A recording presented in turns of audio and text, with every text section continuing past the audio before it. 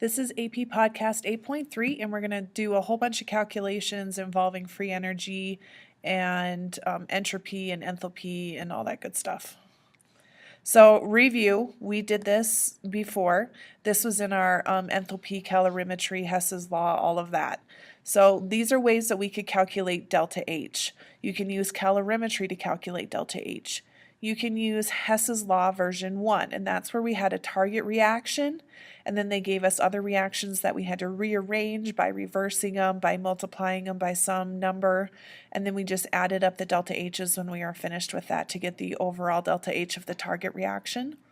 We also have Hess's law version 2, which is where we take the sum of the enthalpy of the products and we subtract the sum of the enthalpy of the reactants.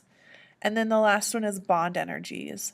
So you can take the enthalpy of the bonds broken minus the bonds formed. So how much energy does it take to break the bonds minus the energy that's given off when those bonds are reformed? And that was what we did when we drew Lewis structures, and we said we have this many bonds of this type and these are their energies, and then we just did the subtraction. So those are all the different ways that we can calculate delta H. When you're looking to calculate delta S, which is the entropy, the most common way is to take the sum of the entropy of the products minus the sum of the entropy of the reactants. And it's important to remember, and we've talked about this before, that this value is usually given in units of joules per mole Kelvin. But typically we have to convert to kilojoules per mole Kelvin. And this is just a reminder that you need to look back and make sure that your units are matching up when you're doing this math. And then delta G.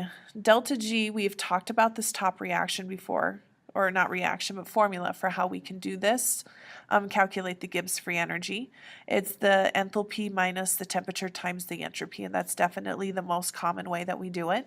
You can also take the entropy of the products minus the entropy of the reactants, remembering that your elements have a Gibbs free energy value of 0. So just like the enthalpy of elements in their standard state is 0, so is the Gibbs free energy for those elements. This is something we're going to cover in our next chapter, so you don't have to worry about it right now. Just ignore. And then this is another one that we're going to visit with today. This involves K, and K is the equilibrium constant we've been using for these past chapters. So K is where you take the products divided by the reactants. It tells you whether the products or reactants are favored when we have an equilibrium reaction. R in this reaction is the 8.3145 because that is the constant that incorporates joules, which has energy, which is what we need when we're trying to figure out energy in terms of Gibbs free energy. Whoa. Okay. Consider this reaction. We have 2 sulfur dioxide gases reacting with an oxygen gas to give us 2 sulfur trioxide gaseous. It's carried out at 25 degrees Celsius in 1 atmosphere. This is standard temperature and pressure for thermochemists. It's different than if we were talking gases, because we know for gases this temperature would be 0 degrees Celsius. I do not know why they're different, they just are. So with thermochemistry, these are standard states. It wants us to calculate delta H, delta S, and then delta G using our following information. And in this table, they've given us the heats of formation and the entropy for each of these substances. And then they have not given us delta G, so we're going to use that formula that's the most common one to calculate delta G at the end. All right, so giving myself some room here, we're going to do these calculations. The first thing I'm going to do is calculate the enthalpy of the reaction. And to do that, we're going to take the products and I'm going to subtract the reactants. And we're going to do that for the entropy as well. But starting with the enthalpy, we're looking right here. We're going to take the products, and in this case, there's only one product. It's a sulfur trioxide. And its value is negative 396. And there are 2 of them. So 2 times negative 396 minus sulfur dioxide, and there are 2 of those, negative 297, plus oxygen's enthalpy is 0. And when I do that math, we end up with negative 198 kilojoules per mole. The next thing I'm going to do is calculate entropy of the reaction. And entropy of the reaction is calculated the same way, products minus reactants. So 2 for my sulfur trioxides but this time it's going to be 2 times 257. And your entropies are always positive. They're always positive values. Minus, and I need to take my reactants, so it's just the sulfur dioxide, and there are 2 of them. So 2 times 248 plus an oxygen. And your entropies of your elements, they still have entropies even though they don't have enthalpies or delta G's. So this one will be 205. And then when I do the math on that one, I get negative 187 joules per Kelvin mole. And that's how I found those 2 values, and then I'm going to use them to calculate delta G, because delta G is going to be equal to delta H minus T delta S. So I can use my values here to plug them in and find delta G.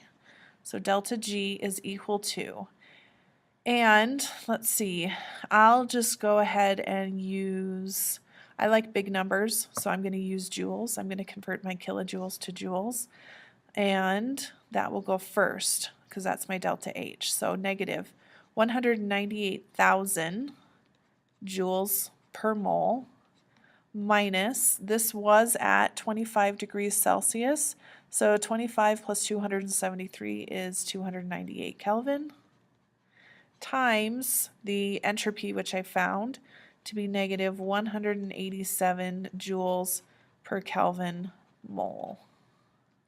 And all you do is just punch that into your calculator. Your kelvins are going to cancel out and you'll be left with joules per mole and joules per mole. And delta G is going to be equal to negative 142,000 joules per mole, which that's a huge number, so I'm going to put it in kilojoules. So it'd be negative 142 kilojoules per mole. So I have a delta G that's negative. That tells me that this is spontaneous. It's going to happen. On its own, I don't have to do anything. Delta H for the reaction is negative, and that tells me that it's an exothermic reaction. And then delta S for this is negative, and that tells me that it's becoming more ordered. And we can pick up from it becoming more ordered because if we look up here at the reaction, we're going from 3 gaseous molecules down to 2. So less entropy, it's becoming more ordered in terms of the arrangement of the atoms. So exothermic because delta H is negative, more ordered from the entropy being negative, and then delta G is negative, so that tells us that this is a spontaneous reaction. All right, next question says, consider the ammonia synthesis reaction where delta G is negative 33.3 kilojoules per mole of nitrogen consumed at 25 degrees Celsius. Calculate the value of the equilibrium constant, which is K, at 25 degrees Celsius. So we're going to be using this one, where it's minus RT natural log of K. And R, if we recall, is 8.3145 joules per mole Kelvin. So that tells me when I am using my delta G right here, I need to convert to joules so that it will match up with my gas constant that I'm using. So I have negative 33300, so negative 33,300 joules per mole. That's my delta G, equals negative 8.3145 for my R. The T is at 25 degrees Celsius again, so that's 298 Kelvin, natural log of K. And so I'm going to multiply those together and divide to the other side. And what we end up with is 13.44 equals the natural log of K. And then to solve for K, it's E raised to that number, and that's K, which when we find an answer is really, really big.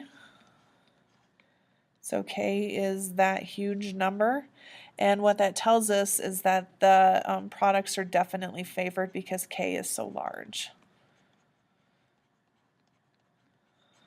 So that's how you do it using this reaction right here that we just learned about today. And then the last example problem we're going to do wants us to calculate the value of delta G at 389 Kelvin, where we have these concentrations. So because they've given us these concentrations, we are going to be able to calculate the equilibrium constant. What is this value of K?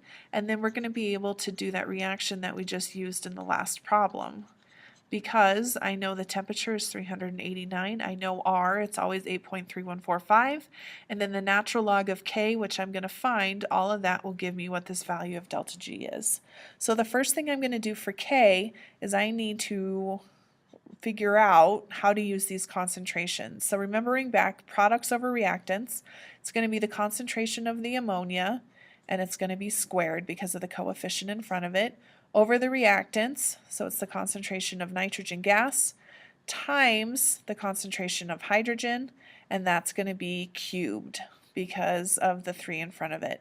So this is how I'm going to plug it in and raising them to these powers. So on top I put the ammonia, which is 2, so 2 squared over the nitrogen's concentration is 3.01, and then I have the hydrogen's concentration is 1.25, and that one is cubed. So I do all of that math, and we end up with 0.68 for our value of the equilibrium constant. And then I just go ahead and plug it in. So delta G equals negative 8.3145. That's at joules per mole Kelvin. The temperature they already gave me in Kelvin is 389. And then natural log of 0.68. And when I do that, I end up with a delta G of 1,247, and the units are going to be joules per mole. So if we look really quickly at delta G is positive, so that tells us that this is not spontaneous. It would be spontaneous in the opposite direction.